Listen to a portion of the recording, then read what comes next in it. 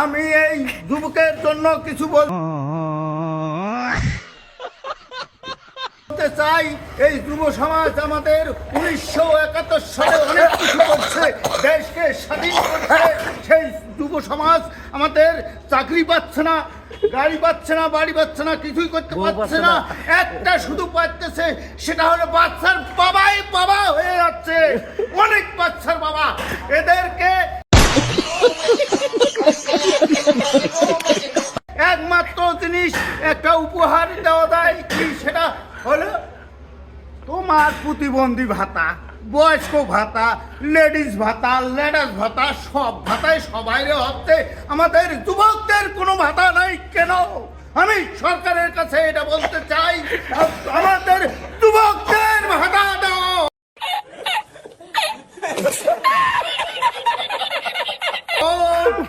এই বলে আমি আমার বক্তব্য এখানেই শেষ করলাম।